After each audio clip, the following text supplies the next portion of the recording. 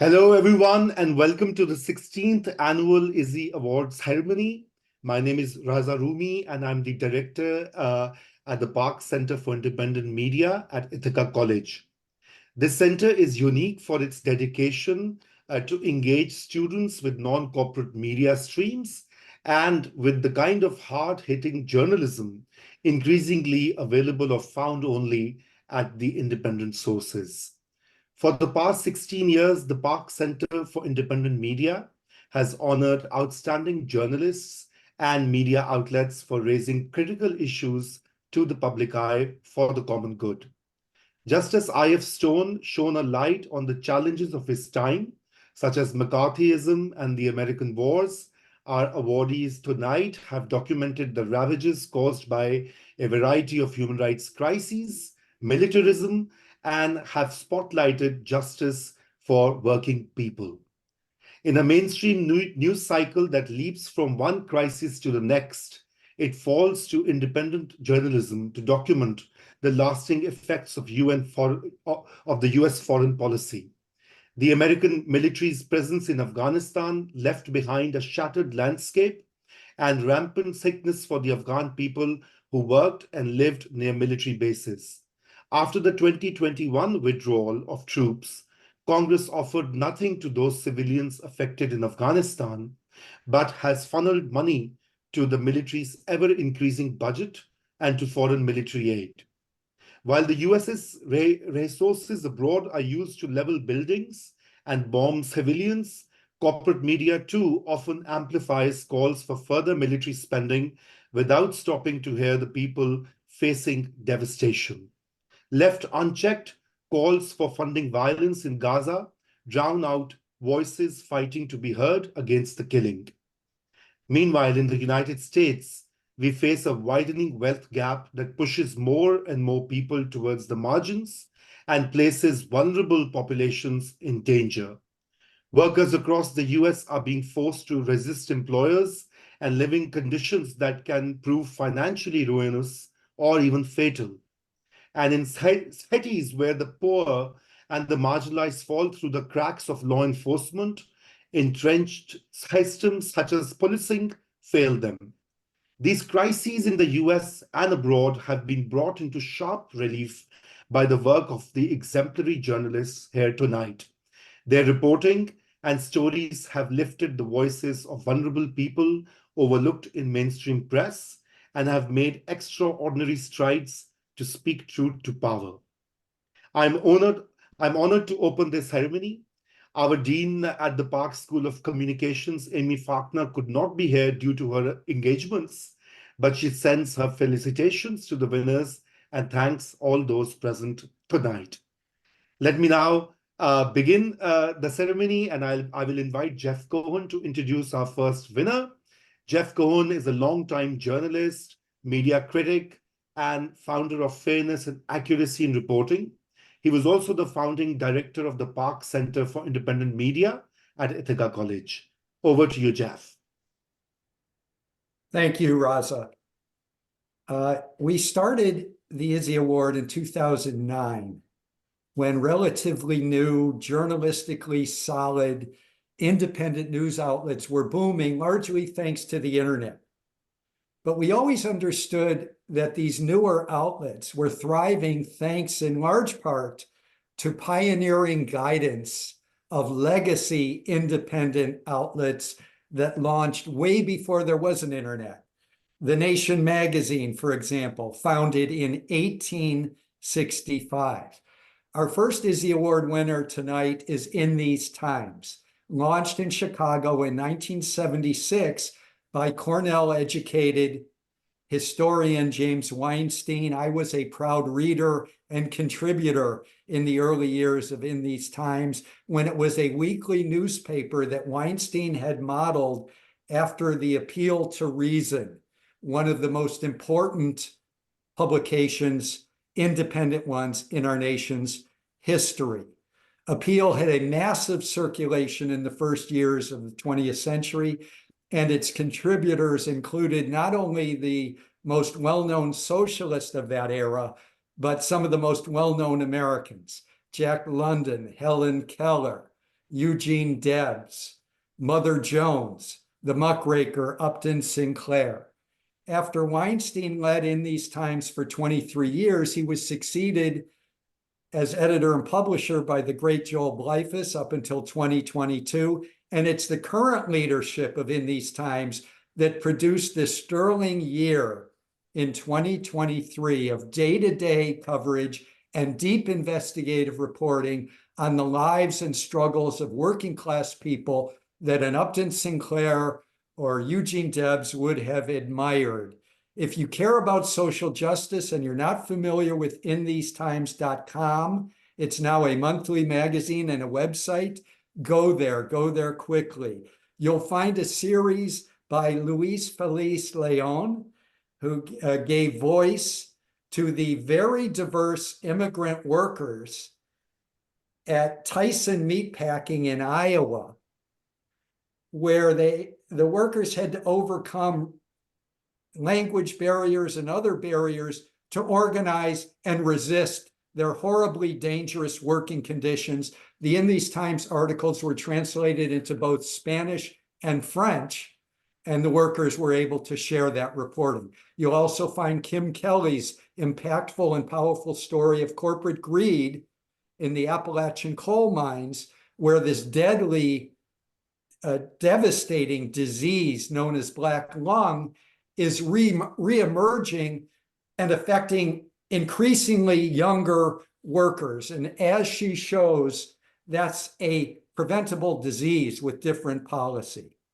At inthesetimes.com, you'll find Joseph Bullington's intimate reports on the workers at high-end resorts in Colorado and Montana who, due to gentrification, can no longer live in their hometowns and can no longer live anywhere near their jobs. All of these reports are character-driven, where the working people themselves do the speaking, including Bryce Covert's sensitive reporting on what happens after the Supreme Court's Dobbs decision, when a woman is forced to give birth in a pro-life state that offers virtually no support to pregnant workers and struggling moms. Some of us may remember how mainstream journalists were embedded inside the US Army as it invaded Iraq. Well, In These Times, their journalists are embedded inside the US working class, and they're telling stories of exploitation, resistance, and resilience not being told by the mainstream media. Accepting the award on behalf of In These Times is its executive director, Alex Hahn, who for a couple decades was a hugely respected political and labor organizer before he came to In These Times. Alex, congratulations. The floor is yours. Thank you, Jeff. Thank you so much for that great introduction. You must have cribbed the remarks I had prepared, but I'm going to work my way through. I'm really thrilled to be joining this esteemed group. I want to open by acknowledging a few of my fellow awardees who've been important voices for years, and really at no more critical time than the last 6.5 months of Israel's brutal war on the people of Gaza. While the pain of this ongoing crisis is constant, it's deep, and it's continuing, Mohammed El-Kurd at The Nation and the team at Democracy Now! Have not only been keeping us informed, but they've held the complexity and humanity of the Palestinian people front and center. I hope that in our lifetime, Palestine will be free. I'm really honored to be here, not just with Mohammed El-Kurd and Democracy Now!, but with the other awardees, Lynzy Billing, Trina, Reynolds-Tyler, and Sarah Conway. And I want to say just a few words about some of those pieces that have won these awards. As a person of Korean descent whose parents were born in a previous era of imperial war, Lynzy's deep exploration of the past, present, and future costs of war resonated very deeply with me. As a Chicagoan, the really remarkable journalism that Trina and Sarah produced are really something that can help deepen an understanding of how race, gender, and place intersect to define the bounds of people's power and their agency. I know we'll be hearing from them shortly as well. I want to thank everyone here. I want to thank my fellow awardees for their work. I want to thank Raza and the Park Center for Independent Media. I want to thank the judges, who I'm sure read many, many entries that were all worthy in different ways. I'd really also like to thank the entire In These Times community, our tireless staff, many of whom who worked all this weekend, our contributors, our writers, and our artists. I want to thank our board and our leaders, some of whom I think are here. I see them joining this Zoom now. And I want to thank our subscribers and those who kick in, a few dollars every month or every year to help collectively keep this institution going. My name's Alex Hahn, and I am very proud to serve as the executive director of In These Times. We were founded in 1976, and we're an independent nonprofit magazine that is dedicated to advancing democracy and economic justice, to informing movements for a more humane world, and to providing an accessible forum for debate about the policies that will shape our future. As Jeff said, I came to this work not as a journalist or an editor. I tell people, they ask me, oh, are you the new editor of In These Times? I say editor implies a very specific skill and craft, which I have yet to bring into my set of skills. But I'm a veteran of 20 years in the American labor movement. My work as an organizer and as an elected union leader are really what brought me here. For a real democracy to exist, working people need to be able to tell their own stories. They need to be able to talk about their own struggles. They need to be able to talk about their own lives. In These Times has a lot of areas of expertise that we've developed over these decades.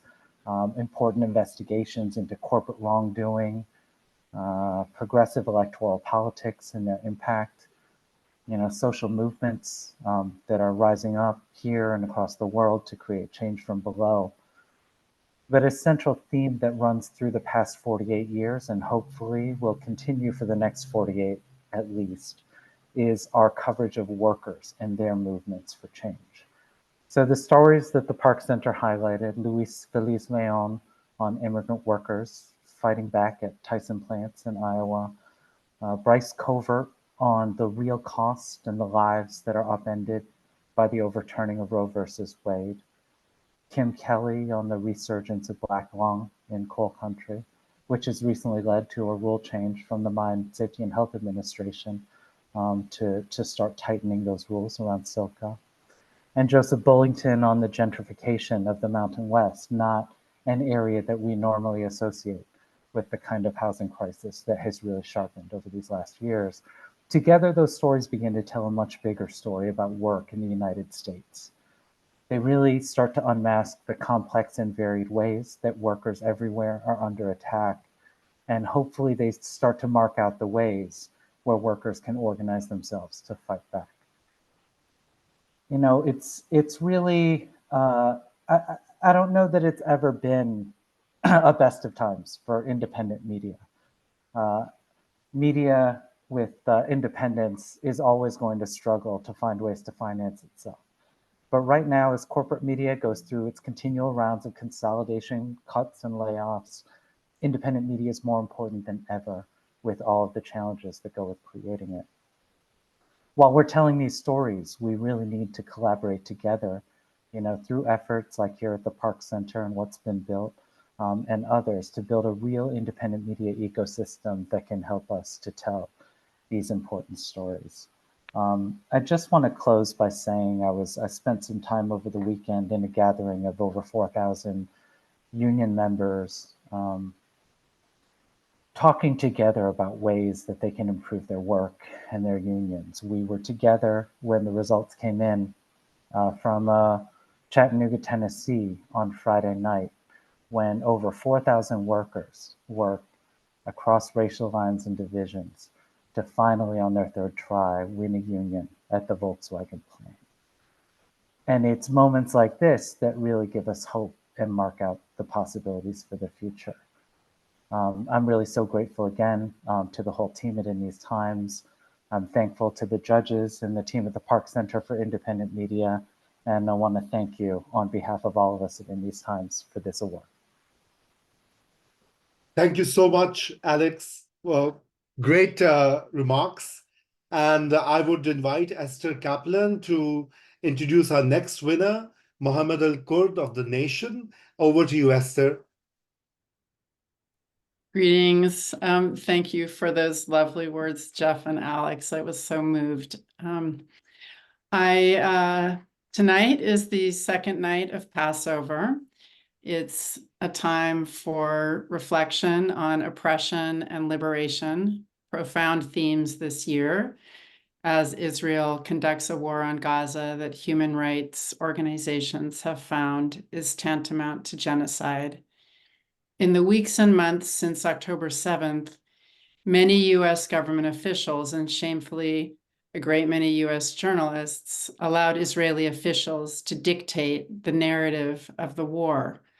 Voices who have broken through that with independent perspectives that center Palestinian lives have been critical to our understanding and, frankly, vital to our sanity as we take in the daily atrocities that Israel has been inflicting on Gazans. Mohammed El-Kurd, the first Palestine correspondent in The Nation magazine's history, has been an essential voice during this time. His essay, The Right to Speak for Ourselves, is the biting, contemporary answer to Edward Said's classic 40-year-old essay, Permission to Narrate. It shows us how Palestinians have been denied the right to humanity and to empathy, reduced to the binary of terrorist or victim, their specific narratives of memory and resistance silenced. He's offered searing critiques of the Western media and of Israel's self-proclaimed pro-democracy movement.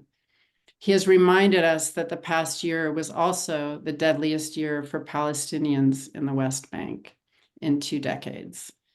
And his indelible essay about a trip to a beach near Haifa, where the salt breeze carries histories of violence, displacement, and occupation, is gentle and devastating all at once.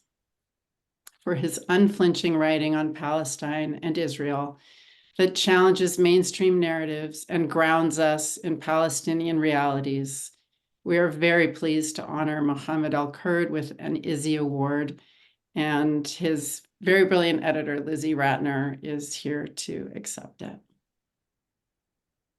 Wow. Thank you, Esther. Thank you so much for that beautiful introduction. I have to say, I am profoundly honored to be accepting this award on behalf of Mohammed El-Kurd. I'm also profoundly overwhelmed, a little bit intimidated, and quite emotional, frankly. As Mohammed's editor, I feel like my main role is just to hold the microphone up to him so that he can do what he does best. Speak words of honesty and poetry and bravery. And it's a role that I feel privileged to play. So it feels strange and a little wrong to be sitting here holding the mic today and trying to speak into it myself on his behalf. Let's face it, no one speaks for Mohammed but him.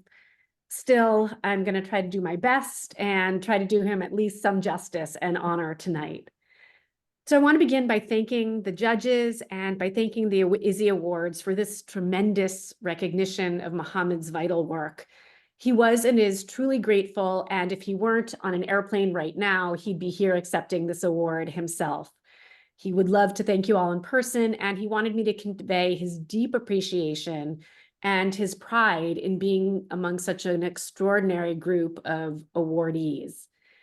But I should also say I'd be withholding some of the truth if I didn't add that this award comes with real pain, as well as pride. Pain at the fact that Mohammed is receiving this award, a journalism award, not only while more than 2 million Palestinians are facing starvation and relentless bombing, but when Palestinian journalists themselves in Gaza have been a particular target. Or actually, I should probably rephrase that slightly because I put it in the passive voice, and Mohammed would never let me get away with the passive voice. So I'm going to try that again. I will just say that alongside the gratitude that Mohammed feels, it's impossible for him not to also feel a sense of sadness and horror that he's getting this award for an article titled "The Right to Speak for Ourselves" at the very moment that Israel is committing a genocide in Gaza, permanently silencing tens of thousands of people, including disproportionate numbers of journalists. Now, I know that many of us know the outlines of the horror that journalists in particular are facing in Gaza, but since this is a ceremony in honor of journalism and journalists, I think it's essential to repeat the situation and just remind people of exactly what is going on for journalists in Gaza right now. As of just a few hours ago, because I just checked, the Committee to Protect Journalists' preliminary investigations showed that at least 92 journalists and media workers in Gaza are among the more than 34,000 Palestinians that have been killed since October 7th. And I need to stress that these numbers are preliminary. The actual numbers are almost certainly higher. And the loss of each of these people, each of these individuals, is incalculable for their children, for their spouses, for their parents, their families, their communities, and also, of course, for journalism, for us, those of us who never met them, but who relied on their words while they could speak them, and who would be so much better off if we could hear them now, if we could help amplify them as people in the media sphere. So it's a huge loss, obviously, for the world, frankly, which can no longer see and hear and read and know what is going on in Gaza in a real and ongoing way. And of course, the assault on journalism, on the story of Gaza, goes beyond killing, which is kind of a crazy phrase to say, that the assault on journalism goes beyond killing, but it's true. Because how can a person report and write when they're starving, when they're seeking refuge from bombs, when they're homeless, when they're mourning the loss of a parent or a loved one, or child, when they can barely charge their phone or connect to the internet, when the world itself seems unwilling to stop the mass murder that is happening day after day after day? As Ibtisam Mahdi, a journalist in Gaza, wrote for 972, another wonderful publication, she wrote this just a few days ago, quote, "No matter what we write, our pens feel powerless in the face of the magnitude of death, destruction, and fear that we are living through." When Mohammed and I spoke about this award and what he wanted me to say, this was really the crucial point he wanted me to make. He wanted me to talk about the silencing of journalists in Gaza. He did not want me to talk about him or his article, although I would love to. I could talk a lot about Mohammed, whom I consider a dear friend, but he wanted me to talk about others. He said, and he'd be mortified that I'm quoting him now, but he said, "My strategy is always to bring it to the collective and use my time to talk about others who are not as lucky as I am." And it's a good point, I get it. At this moment, and by comparison, Mohammed is profoundly lucky. He's safe. He has the ability to write. He has at least some people who will publish his words.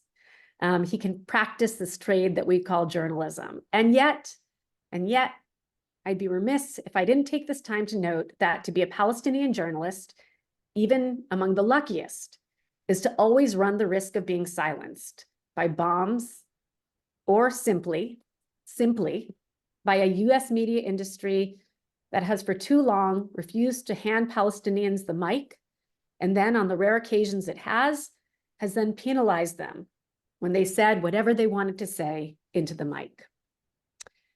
This silencing, of course, and the struggle to break through it is the very subject of the piece from which Mohammed is receiving tonight's award. And so, despite his desire that I not focus on him, I do want to close by quoting his powerful, incisive words that always demand to be listened to. And so, here are Mohammed's words from the end of The Right to Speak for Ourselves. "The past few years have been quite interesting for Palestinians.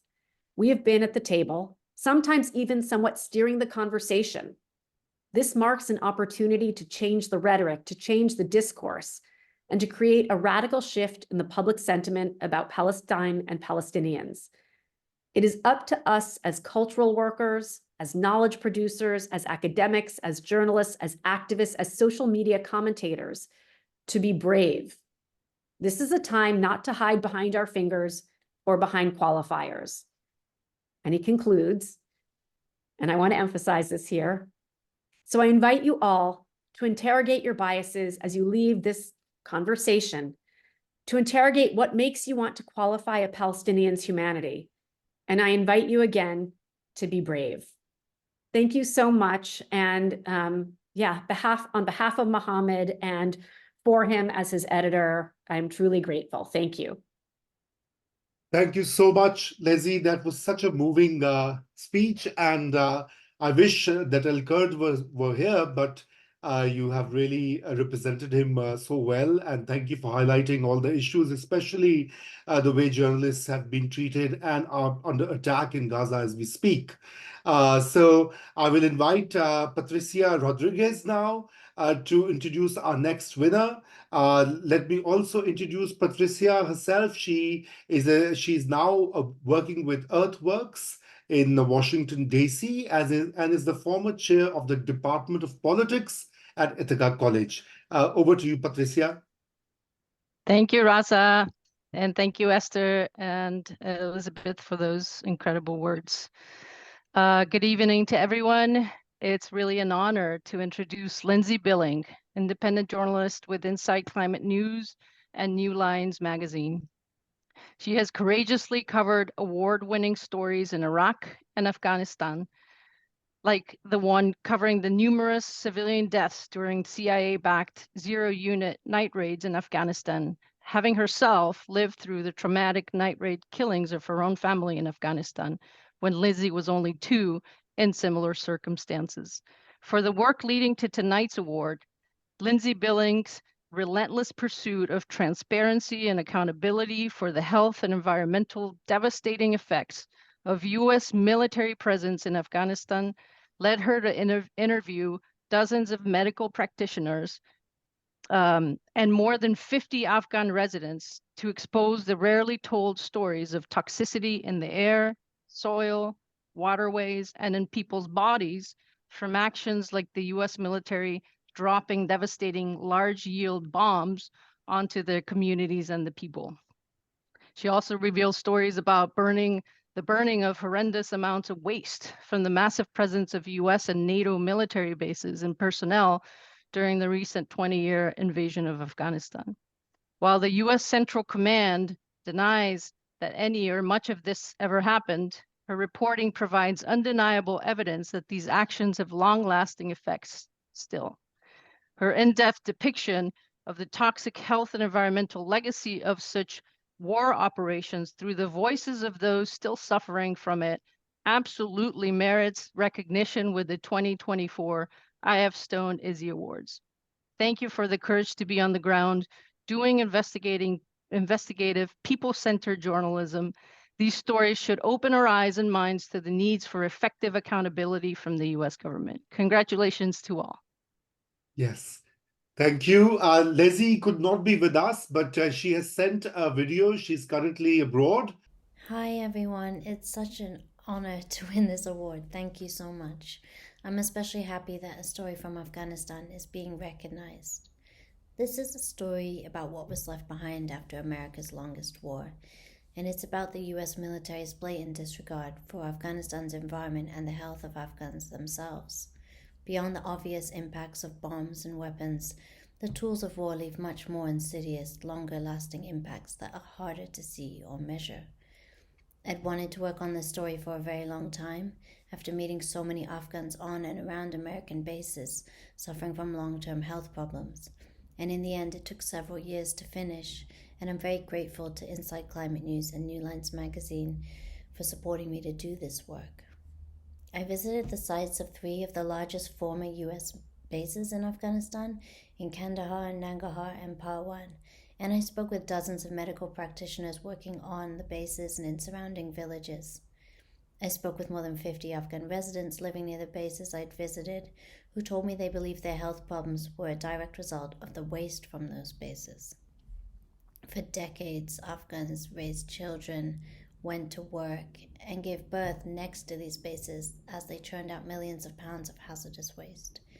For years, local residents reported that these bases dumped vast quantities of sewage, chemical waste, and toxic substances onto the land and into waterways, contaminating farmland and groundwater for entire communities living nearby.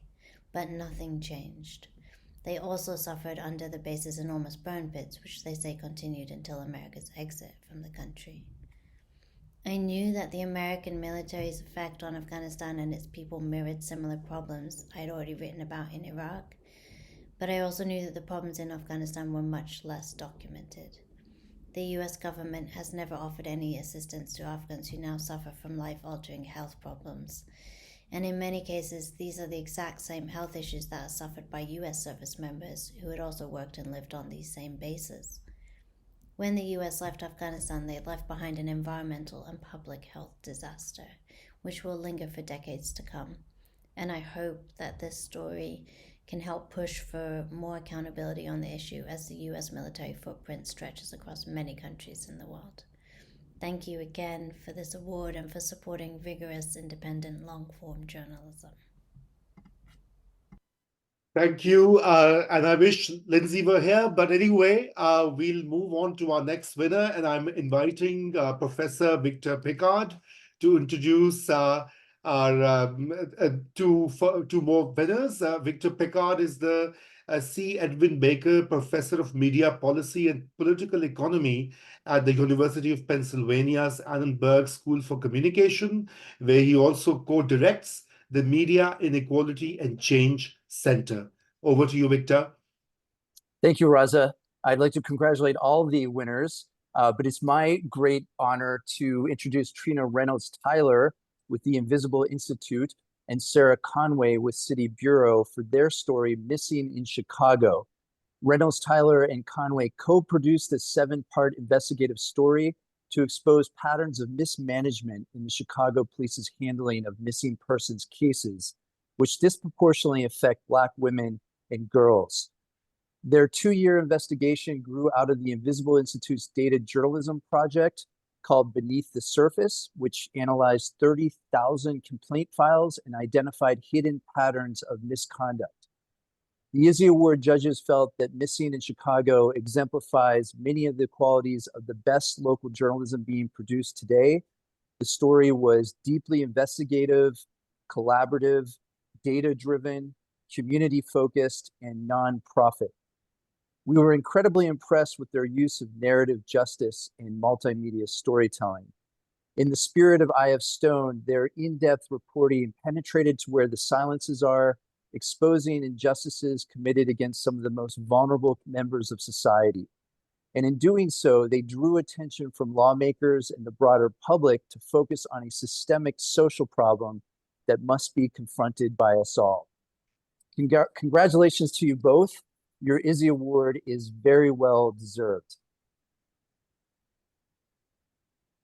So let's invite Trina first, and then perhaps Sarah. So whoever is here, well, both of them are here. Yes, lovely, Trina. Thank you. Hello, and thank you so much for honoring our work today. I wish I was sitting beside my co-reporter, Sarah Conway. That's my girl. And honestly, we would not have been able to do this work without each other. It was extremely heavy. It was an embodiment of narrative justice and data science. And so I'll use my short time to kind of uplift the data science arm of our project because I think it was truly innovative. When I was training as a data scientist with the Human Rights Data Analysis Group in 2019, it was drilled in me to interrogate the data generating process. Where does the data come from? And then also, of course, what do we use it for? Police misconduct records in combination with the data, which said that nearly 100% of missing persons cases had been closed, found and labeled as not criminal in nature. And that made us dig deeper. It was it was through that narrative justice and data analysis that we were able to identify the 4 cases where police had prematurely closed the case, citing that someone had been found even though they had not. And so as a data journalist, I encourage everyone here living and breathing in the digital era, in the digital age, to pay attention to the data, pay attention to opportunities to leverage data and compare that information with what people say. In honor of specifically Desiree Robinson and Shavonna Prather, 2 Black teenage girls who law enforcement said were found safe and sound, but were later found murdered, I hope and pray that our reporting contributes to dialogue which prevents murders like theirs from happening in the future. I hope that this reporting encourages people to discuss more the ways that girls are exploited. And I'm praying that elected officials can learn to use data that is generated by law enforcement in order to better understand what violence prevention is. And so thank you. Our first award came we were on the west side of Chicago in a church, and one of the mothers of Shantae Bohannon said, she said that before we came to speak with her, she had been so shook and felt so isolated and wasn't even prepared to speak, and that us speaking with her was just healing in itself. And so that right there is an award for me. And I just, again, thank you so much for honoring us today. What a blessing to be here. Thank you, Trina. Sarah, over to you. You can unmute. Yes. I am so grateful to be here with Trina. The work that Trina and I did together has been the most important work of my life.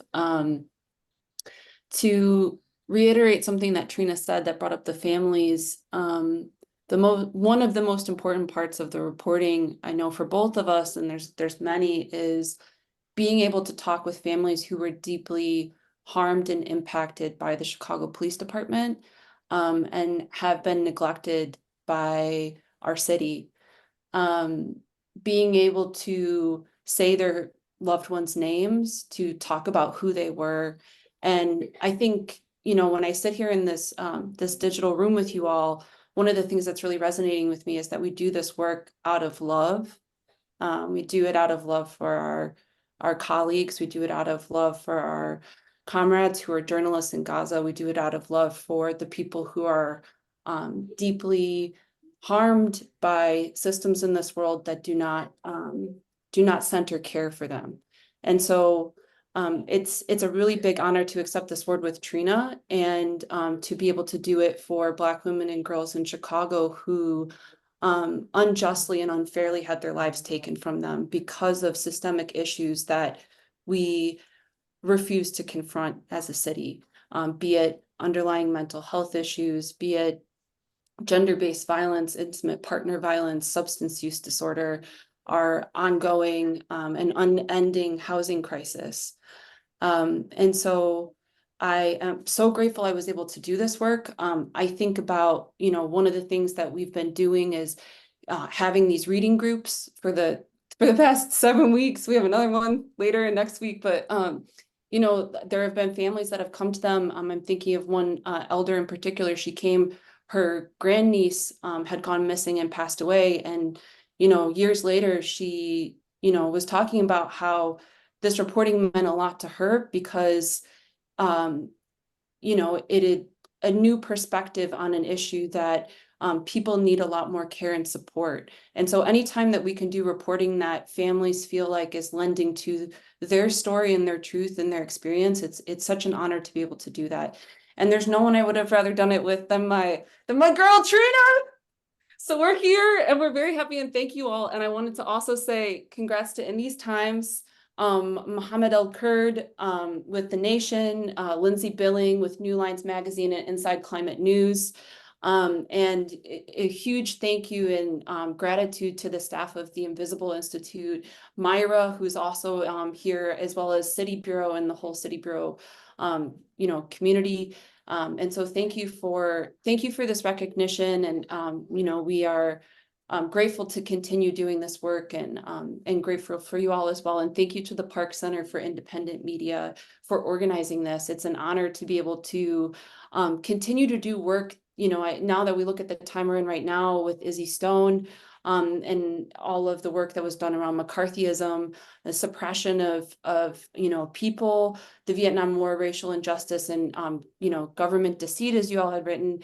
Those are still issues that we are dealing with today. And so I'm proud of everyone on this call, and I hope that many blessings come to the people that these stories are about, and healing as well.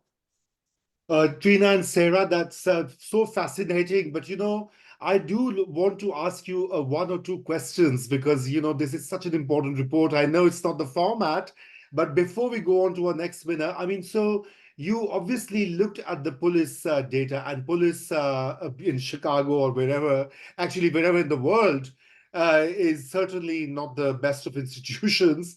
But what kind of response or pushback did you get from the Chicago police while covering and while exposing their sort of lack of, I would say, humanity or attention to this such vital issue?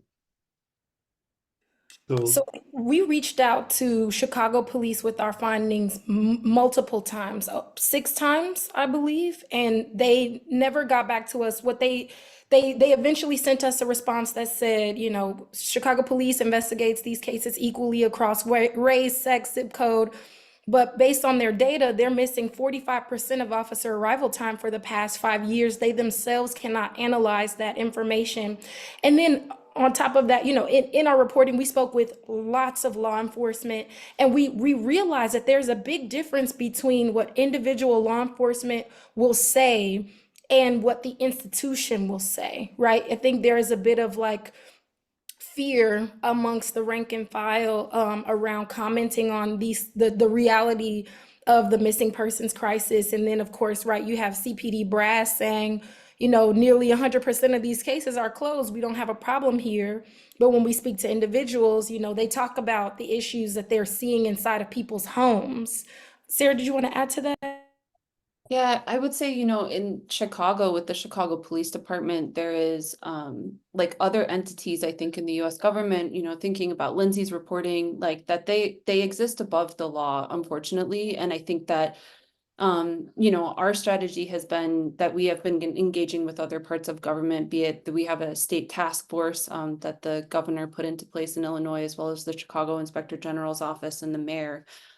Because police reform and police accountability is something that we push for in documentation, but is an ongoing struggle, I think, in the city in terms of dealing with the Chicago Police Department as an entity. So that's where our efforts have been focused on, and continue to be focused on as we continue to engage people. Yeah, and do you plan to follow up on these stories as well? I mean, because obviously this is such a huge issue, especially with girls and missing girls and women. I mean, that's so you have follow-on plans as well? Yes, so we've been asked to speak to some elected officials, who are in charge of public safety, and then we're also working on a piece that talks a little bit about, that follows up on the issues. There's actually a woman who's missing right now, Morgan Fairley. She's been missing since April 3rd, and it's just literally her story, the way that law enforcement moved at such a snail's pace, even though she was a high risk missing. She struggles with mental health issues. It's documented. It unfortunately is just another example of why we need to keep pressing forward to ultimately, save lives, to prevent crime from happening. We do believe that, there are so many intersecting underlying issues here that are directly related to violence prevention, and we're committed to reporting on it. Wonderful. Thank you so much. And our next special recognition for Izzy Award is for Democracy Now! Everyone loves Democracy Now! And I'm really honored that Amy Goodman is joining us. She will speak about that. Can you hear a lot of noise behind me, Raza? Yes, I can hear you. And thank you for joining us. Yes. I'll tell you my moral dilemma. I so wanted to be with you all in a nice, quiet space, but today there is a mass protest in Brooklyn at Grand Army Plaza. It's the second night of Passover, and about 1,000 people are here right in front of Senator Chuck Schumer's house, and they are breaking bread, or I should say breaking matzah together. Their signs read, next year in liberation, and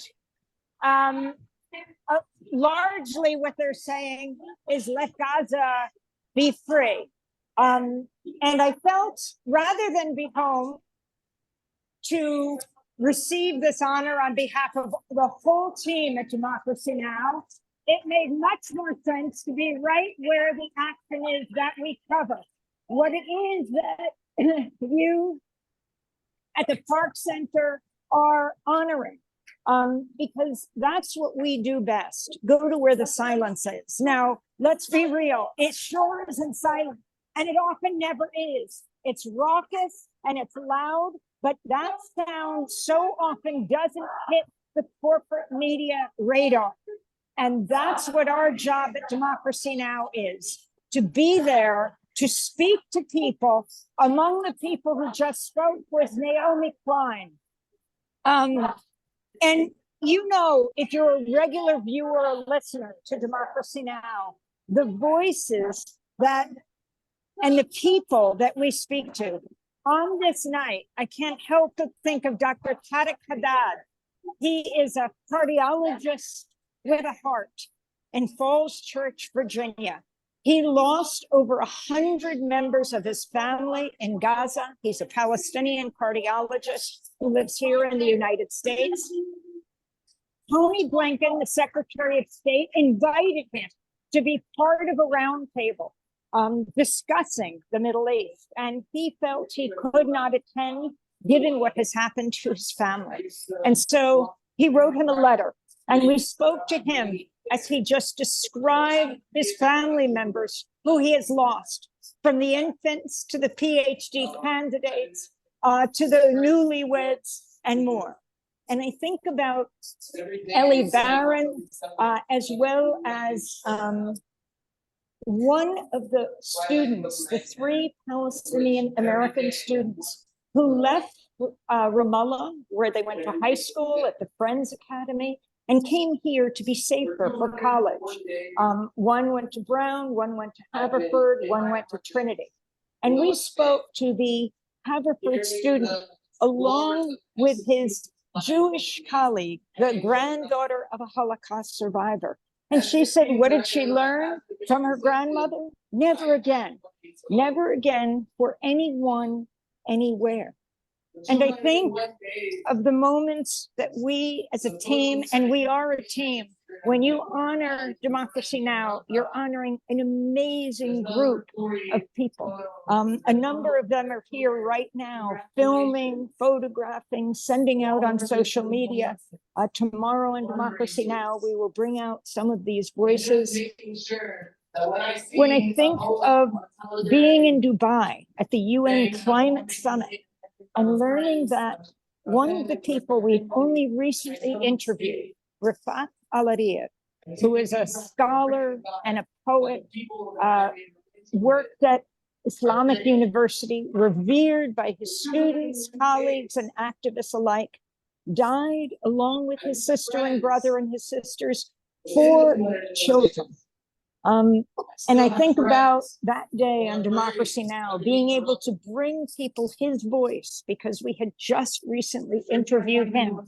And then his last poem, read by the Succession star who plays the Rupert Murdoch-like figure, Brian Cox. If I must die. Democracy Now! Is a forum for people to speak for themselves. And when they can't, to tell their stories. If they're in hiding, if they disappeared, to tell their stories until they can tell their own, or if their livelihoods are threatened or their families are threatened, or if they are safe, to be able to tell those stories. I see the media as a huge kitchen table that stretches across the globe, that we all sit around and debate and discuss the most important issues of the day, war and peace, life and death. And anything less than that is a disservice to a democratic society. And so that's what we do at Democracy Now! That's what I hope we continue to do as we honor 28 years of Democracy Now! And over 1,500 stations. It is the responsibility of a democratic media serving a democratic society, especially to bring you the voices at the target end, and for us as American journalists, the target end of US foreign policy. So often when we go back to the US invasion of Iraq, you saw the corporate media stars, personalities, sometimes it's hard to call them journalists, climbing into those tanks or planes to show you what it felt like to be at the controls. Well, it's our job as independent journalists to be at the target end. What does it feel like to hear the buzzing of drones? And when we're not there, because let's not forget, in the case of Gaza, that the Israeli government does not allow in outside journalists, foreign journalists. Prime Minister Benjamin Netanyahu said he's concerned that the images of fatalities, the images of those who've been injured will be used as propaganda. 34,000 people have died so far in this half a year. The majority of them children, the majority of them women. We go to Gaza, we speak with Palestinian journalists, and I think of the Palestinian journalists, more than 100 of them have died. And I think about Trina Abu Akleh, the great journalist for Al Jazeera Arabic, who was killed by an Israeli sniper on May 11, 2022, just outside the Jenin refugee camp. There was no fighting then. There was no skirmishes. She was shot directly between her helmet and her press vest in the neck. And when other journalists went to help her, they were shot at as well. And now, 2 years later, the memorial that was set up for her, the Israeli military bulldozed that. Well, whether or not we physically see it or can hear her, or the 100 journalists who have died in Gaza, we must honor those voices by continuing to speak to their brethren and their sisters, speaking to people on the ground and the doctors who go from around the world to help people in Gaza and come out. There is so much access still to Gaza. And we challenge the corporate media to bring out those voices as well. Thank you so much, Raza and Jeff Cohen and the whole team for honoring our whole team. It makes an enormous difference to us. When I end my speeches, I always go back to World War II, to the White Rose Collective, to a brother and sister named Hans and Sophie Scholl. He was in medical school at the University of Munich. She was an undergrad. They weren't Jewish, they were Christian. And together with their professors, they thought, what can we do in the face of the Nazi atrocity? At least let people know, they said. So they made 6 pamphlets. On one of them were written the words, "We will not be silent." And they dropped these pamphlets everywhere. They were captured, they were tried, they were convicted, and they were beheaded. But that philosophy, that motto should be the Hippocratic oath of all journalists today, the Hippocratic oath of us all today. We will not be silent. Democracy Now! Thank you so much. Thank you so much. Thank you so much, Amy. We are so honored that you could give us time and right from the protest makes it all the more better. So I guess with this, we should be moving towards the end of our closing of this ceremony. I think Jeff wants to say something. Jeff, you raised your finger. Go ahead. Yeah, I just wanted to react to what Sarah Conway said, that when you're doing this kind of journalism and you're working hard to give voice to the voiceless and the unheard and the oppressed, that you're motivated by love. And it Yeah. reminded me of something that the singer-songwriter Jackson Browne once said when he was asked by a rock journalist, you know, you used to write love songs and now you're writing anti-war and social justice songs. And Jackson Browne's response, I consider those love songs too. Yeah, indeed, indeed. Thank you, Jeff, for such a timely reminder. And thank you, Amy, once again. We are going to close this ceremony. Let me just do a few thank yous. First of all, I must thank my colleagues at Ithaca College, including our dean and other colleagues who help out with the center and make it happen. A special note of gratitude for our brilliant judges, Jeff Cohen, Esther Kaplan, Victor Pickard, Patricia Rodriguez, and Professor Todd Shack, who couldn't be here because he's traveling in Europe at the moment. Also, thanks to our great backend producer, Ari Kasinov, who has worked in putting this stream together. And I also would like to thank my dear colleagues, Hannah Brooks and Jeremy Lovett, who keep this center going, and they have been working very hard in putting this together. And finally, the Park Foundation and Adelaide Goma, who are perennial supporters of the Park Center, and their generosity is what allows us to do our work.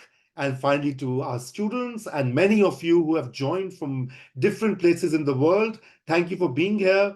And I wish you the very best. And once again, congrats to all the winners. And with that, we shall close our ceremony.